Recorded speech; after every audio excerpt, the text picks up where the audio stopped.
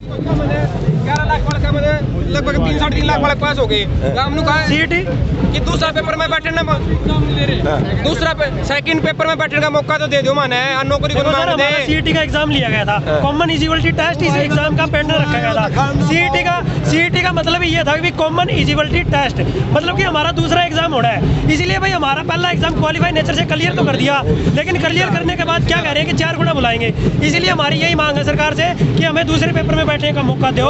हम इसी के लिए यहाँ पे आए हैं, दूसरे पेपर में बैठने का मौका दो, क्योंकि ये एग्जाम पिछले 2015 से सरकार हमें बेवकूफ़ बना रही है। अभी भाई 2015 में पटवारी की वैकेंसी आई, कनाल पटवारी की वैकेंसी आई, तब से वैकेंसी चल रही है। फार्म निकालते हैं कैंसिल कर देते हैं, फार्म निकालते हैं कैंसिल कर देते हैं। उसके बाद में अभी जा करके 2.5 साल हो गए सीईटी का जो है फार्म भरवा दिया था। पहले क्या गया था भाई हर 6 महीने में सीईटी का एग्जाम होगा, 500 रुपये फीस ले ली। अब 2.5 साल में जाकर के एग्जाम हुआ है। 11 लाख बच्चों ने पेपर फार्म भरा था, 7.25 लाख बच्चों ने पेपर दिया, जिसमें से भाई 3,57,000 बच्चों ने सीईटी क्वालिफाई कर दिया। क्वालिफाई तो है, लेकिन क्या कह रहे हैं 4 गुना बुलाएंगे। मान लो किसी की 500 वैकेंसी है, 500 का 4 गुना बुलाएंगे, मान लिया 2,000। बाकी बच्चे क्या करेंगे भाई? मतलब आपके पास क्वालिफाई का एक वो परफॉर्मा तो है, लेकिन आप दूसरे पेपर में नहीं बैठ सकते। हमारी किसी से लड़ाई नहीं है, हमारी लड़ाई है बस भाई हमें दूसरे पेपर में बैठने का मौका दिया जाए। अगर सर 3 से 4 गुना बुलाया जाता है, लेकिन अगर ये बोल रहे कि हर साल सीईटी का एग्ज़ाम होगा, तो ये किस बेस पर उन बच्चों को बुलाएंगे? 2 साल बाद यदि कोई एग्ज़ाम होता है और मैंने आज सीईटी क्वालिफाई कर रखा है, तो वो 4 गुना कौन से टेस्ट के क्वालिफाई माने जाएंगे? इस टेस्ट के या आने वाले टेस्ट के? एक बात और सर 2.5 साल में जाकर के एग्जाम लिया है, ये कह रहे हैं कि 3 साल इसकी वैलिडिटी है। अभी पहला एग्जाम ही 2.5 साल में जाकर के लिया है, आगे इनकी कोई गारंटी नहीं है कि भाई 2023 में एग्जाम लेंगे या नहीं लेंगे। जो बच्चे रह जाएंगे 4 गुना में नहीं आएंगे, वो बच्चे तो फिर वेट करो कब सीईटी होएगा, कब जाकर के वो लिस्ट में नाम आएगा उनका। भाई कोई भरोसा ही नहीं है। हमें कैलेंडर जारी करो, हर भर्ती का कैलेंडर जारी करो। और हमारे जो सरकार में एज ए RTI भाई 3 लाख से ज़्यादा वैकेंसी हरियाणा गवर्नमेंट में खाली पड़ी है।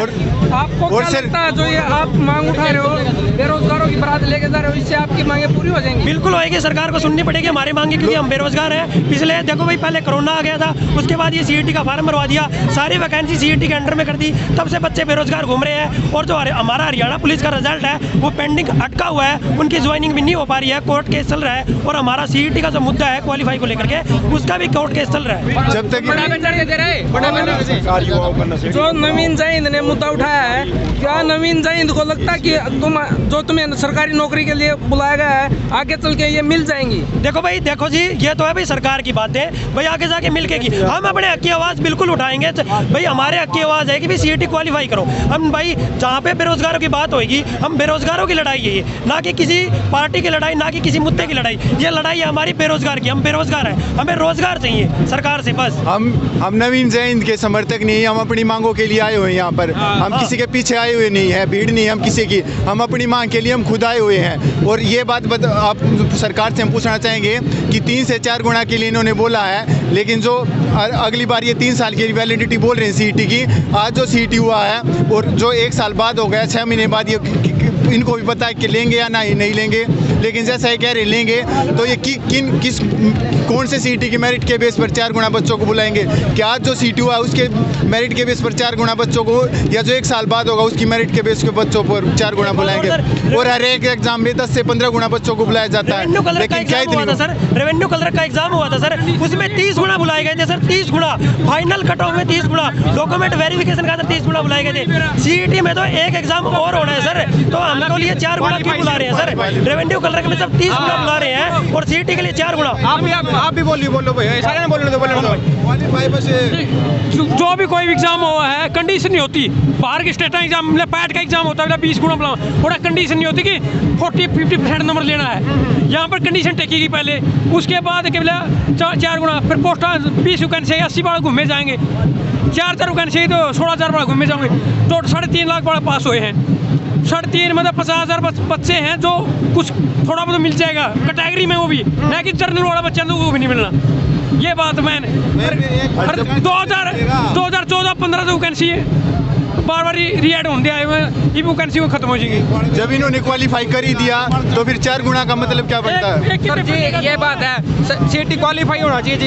एचटेट हो गया, SSC हो गया, कितना बड़ा यूपीएससी वो भी क्वालिफाई खातर करा है। लेकिन जो अपनी हरियाणा सरकार है ना, इनके न्यारे रूल पाओ, कड़े को पाओ ये रूल, हम वो करांगे सिर्फ 4 गुना लेवांगे। पहली बात तो 3 साल में इन्हें पेपर लिया जी, ठीक है, फिर 8 8 दिन पहले इन्हें एग्जाम नोटिस दिया उपचुनाव से पहले, आपकी मर्जी से तो ये पेपर ले हुआ है, फिर के उसके बाद 3 साल की तैयारी करता हूँ, एक दिन बढ़िया परफॉर्म ना हुआ थोड़ा बहुत, सिर्फ 4 गुना ने क्यों बुलाया जावा है? जब SSC, STET, UPSC सारे में क्वालिफाई हो तो और हरियाणा सरकार ये 4 गुना क्यों करने लग रहा है रूल? बालक कह रहे सेकंड पेपर में बैठने का मौका चाहिए, बहुत दुखी हो रहे गरीब घर के बालक लाग रहे हैं कि उन्हें सेकंड पेपर का बैठने का मौका भी कौन दे सकते कि अगर सेकंड पेपर में मौका दोगे, बालक में दम होगा तो वो अपनी नौकरी ले होगा, वो किसी हक को नहीं मारता। ठीक है जी, और बात है, अबे रुक जा भाई एक बार, है ना?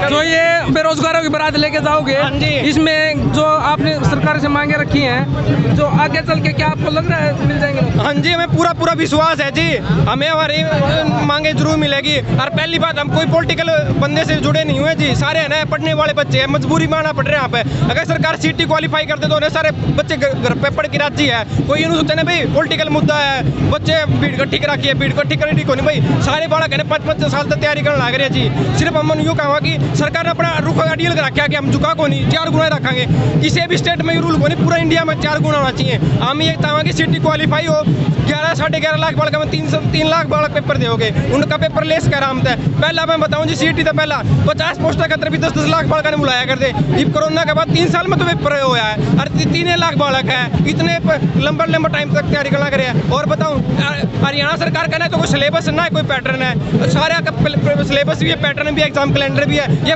इलेक्शन का टाइम बाद पेपर ले एकदम है, फिर मन में हो तो काम तो क्वालिफाई कर 4 गुना करेंगे, 4 गुना करेंगे, सिर्फ सीटी क्वालिफाई होना चाहिए, सारे की हक की बात है यार। जो ये बारात लेके जाओगे आप, इसमें आपकी क्या मांग है सरकार से? हमारी तो यही मांग है जी, मन दुखी ना करो, सीटी क्वालिफाई कर दो, बालक ने पढ़ने दो, आपकी जो अड़ियल रुख है उसे ढीला कर लो, नहीं तो बालक परेशान हो के आपने भी पता चल जाएगा बाद में आगे भी आप आज बालक ने परेशान करे ना ये, तो बालक आगे जब इलेक्शन हम लोग मैं पॉलिटिकल पार्टी हूँ, इलेक्शन का टाइम होगा ना, जब यूथ आपकी ना वोट पावर दिखाओगा, जो बालक है ना हम बार परेशान होने लग रहे हैं, हम पागल थोड़ी ना जो हमारी बात में कोई मानने लग रहे, अड़ियल रुख हम लोग सीटी क्वालिफाई कर दो।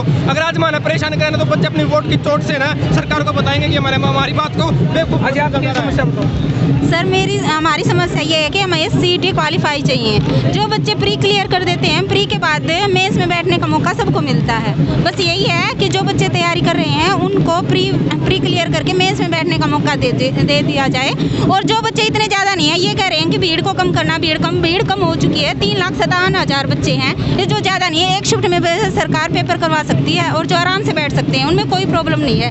4,16,000 बच्चे फेल हो चुके हैं और जो क्वालिफाई वो ज़्यादा नहीं है, वो वहाँ पे बैठ के एक शिफ्ट में पेपर लेके, और हर फील्ड में हर शिफ्ट में ये होता है कि जैसे SSC है, प्री क्लियर कर देते हैं, मेंस उनका लिया जाता है, मेंस में बैठने वाले जो बच्चे भाई पढ़ने वाले हैं वो पेपर क्लियर करके जॉब लेते हैं, और नहीं करने वाले घर बैठते हैं, आगे की तैयारी करते हैं। इसमें आगे का कोई भी रोल नहीं है, आगे का कोई कैलेंडर नहीं है, आगे की तैयारी कैसे करें, क्या करें, आगे सीटी होगा नहीं होगा। 3-4 साल बीत चुके हैं, पहले कोरोना ने खराब कर दिया, अब ये सीटी, ग्राम सचिव पटवारी के फॉर्म भरे थे वो कैंसिल कर चुके हैं, सीटी में मर्ज कर दिया, लेकिन मर्ज करने के बाद भी 3 साल में 2 साल में एक बार सीटी लिया है, उसका भी कोई भी रूल रेगुलेशन नहीं है। 2 दिन पहले क्या आया था, इनका सिलेबस आया था, उसमें कैसे विश्वास कर ले, एक दिन भी इन्होंने ऑफिशियल नोटिस नहीं दिया कि उस दिन पेपर होगा, कैसे जो न्यूज़पेपर उसके थ्रू ये आया था उस दिन पेपर होगा, उस दिन पेपर होगा, नवंबर की जाके पहले जून में होगा, मई में होगा, जून में होगा, मई में होगा, लास्ट में जाके नवंबर में पेपर हुआ। बच्चों को विश्वास ही नहीं है गवर्नमेंट में, क्या होगा क्या नहीं होगा। अब क्या मांग है? हमारी मांग यही है, जिन बच्चों ने सीटी क्वालिफाई किया है उनको पेपर में बैठने का सिर्फ मौका चाहते हैं, ये नहीं चाहते हमें जॉब चाहिए, जॉब वो लेंगे जो बच्चे पढ़ने वाले हैं, और आगे जो पेपर क्लियर कर देंगे जॉब वही लेंगे, लेकिन हमें पेपर में बैठने का मौका चाहिए और कुछ नहीं बस। भाई स्टेट PCS की तैयारी कर रहे हैं, MP होया, राजस्थान होया, उत्तराखंड होया, 40% लोकल जीके डाल देते हैं और हरियाणा के बच्चे बाहर हो जाते हैं। और हरियाणा के ब्यूरोक्रेट इतने अंधे हो चुके हैं, वो हरियाणा के पेपर में केवल स्टेट PCS में निकाल के देखो 2 या 3 क्वेश्चन ही हरियाणा के आते हैं, जिसकी वजह से यहाँ के बच्चों के लिए तो बिल्कुल इक्वल कंपटीशन है, पर हम बाहर जाते हैं तो हमारे साथ डिस्क्रिमिनेशन हो रहा है इस बेसिस पे। तो हमारी मांग ये है, कम से कम हरियाणा स्टेट PCS और हरियाणा A या B ग्रेड की जॉब में कम से कम हमें 25% हरियाणा जीके क्वेश्चन देखने को मिले, जिससे हमें इक्वल प्लेइंग फील्ड मिले। आप एमपी का सिलेबस उठाइए, आप राजस्थान का सिलेबस उठाइए, उत्तराखंड का सिलेबस उठाइए, वहाँ का टीचर का सिलेबस उठाइए, स्टेट पीसीएस का सिलेबस उठाइए। 40% जीके डाल के हमको बिल्कुल पूरी तरह बाहर कर दिया है, ग्रेड 1 में भी, ग्रेड 2 में भी, स्टेट पीसीएस में भी। कहीं पे हमारी कोई सुनवाई नहीं हो रही है, ना सीएम हमारी सुनवाई कर रहे हैं। हमने हर तरफ अर्जी लगा ली है। ये हमारा सीधा आर्टिकल नंबर 15 और 16 का वायलेशन हो रहा है। और हरियाणा के साथ इतनी डिस्क्रिमिनेशन, 37.4% बेरोजगारी की मुख्य वजह ये है, हरियाणा का जो युवा है वो बाहर अप्लाई जाता है, उसको वहाँ की लोकल जीके डाल के मेरिट आउट कर दिया जाता है। और यहाँ पे जो चाहे यूपी का हो चाहे बिहार का हो, सबको इक्वल में आने का मौका मिल रहा है, क्योंकि यहाँ की गवर्नमेंट सो चुकी है। एचपीएससी के जो ब्यूरोक्रेट हैं वो बाहर के हैं, उन्होंने ये अलाउ कर रखा है कि बाहर के कैंडिडेट यहाँ पे आएँ और वो हमारी सीटें ले जाएं। तो हरियाणा के कोई भी युवा को है इक्वल अपॉर्चुनिटी नहीं मिल रही है यहाँ पे फाइट करने की। नमस्कार जी। खट्टर सरकार से सबसे पहले तो यही आग्रह है कि जो सीईटी क्वालिफाई करो। सीईटी का मामला इतना उछल रहा है कि जब इसको भरते समय यह नहीं कहा था कि 50% नंबर वाला क्वालिफाई होगा।